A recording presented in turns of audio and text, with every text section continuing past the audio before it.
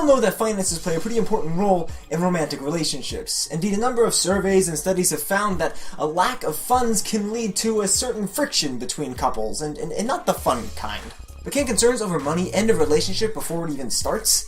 Well, some studies suggest that it can. A 2017 study by Bankrate.com shows that for 42% of Americans, a potential partner's credit score can be the determining factor as to whether or not they pursue a romantic relationship. For those who don't know, your credit score is a numerical value that weighs things like how many credit cards and loans you have open, how reliably you pay them off, and how long you've held the accounts for. Anyways, credit scores have been increasingly used as proxies for just responsibility in a general sense. This is a bit problematic, as Kathy O'Neill explains in her book Weapons of Math Destruction, but we're going to explore that in a separate video. But this is actually something that Bankrate.com explicitly mentions. As they say, quote, "Bad credit could point to deeper issues of irresponsibility. They," meaning the partner, "may be unstable in other areas of their life." If you want to bolster your chances on the dating scene, it seems like you might want to boost your credit score first, right?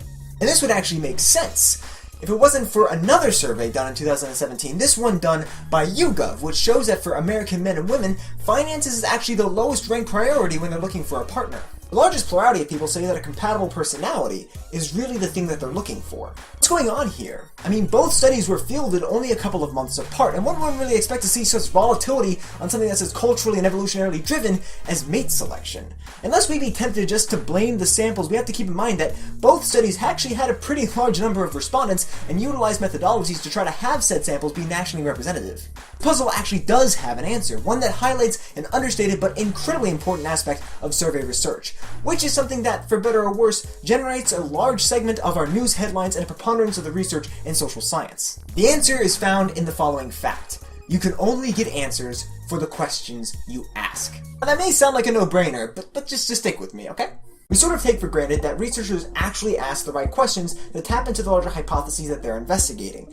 If you want to know about how frequently people play video games, for instance, you may ask them, in a typical day, how many hours do you play video games? If you want to know how well Elon Musk's space car stunt worked, you could ask people to give a rating of Tesla, show them a picture of the freaking car in space, ask them again, and then take the difference. When everything works out, when the question is actually getting at the thing that you're interested in, we call it a valid measure. It's actually a lot harder to have a valid measure than you'd think, and in fact, a number of researchers will accidentally use an invalid measure and then misinterpret their findings as a result. Presumably, the Bankrate.com study wanted to see if credit scores were an important factor in people's dating decisions, and they could have done this in a myriad of different ways. But instead what they effectively asked is, would knowing that someone had a bad credit score influence your decision as to whether or not you wanted to date them?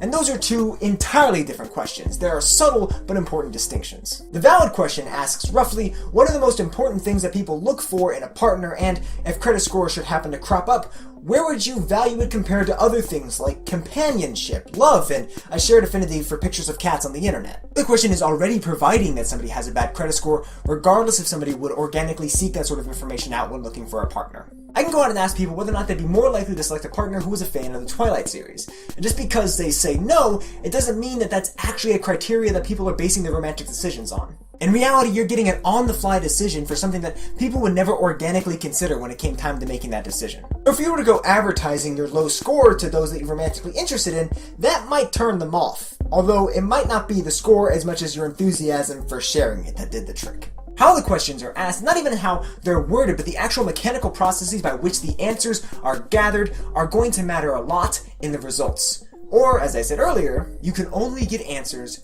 for the questions you ask. To illustrate this point, Christy Boxer, Mary Noonan, and Christine Wheeler all published a study in the Journal of Family Issues that looked at what American men and women were looking for in a partner. And one of their important takeaways showed that what people said mattered really depended on how they were asked. They presented an instrument used in previous research, which was a fixed list of 18 traits where respondents were told to rate their importance on a scale ranging from 0 to 3. They found that people placed a fairly large amount of importance on things like sociability, good health, and ambition, among other things that we'd usually expect. When they asked people to list things that were important to them in an open-ended way, hardly any of those things actually came up. Sociability, approximated by extroversion here, came up 5% of the time.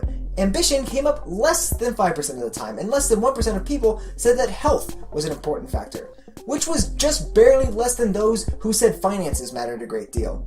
As the authors say, more than 50% of all written responses were represented by 5 characteristic themes: care, likability, conscientiousness, trust, and intelligence. I want to emphasize that it's not that finances and money don't matter in relationships, because again, a number of different studies have found a pretty strong link between financial security and relationship satisfaction. It's just that that matters a whole lot less than many other more important factors when it comes to actually starting a relationship, when it comes to what people are looking for in a partner. And this resonates with actual lived experience.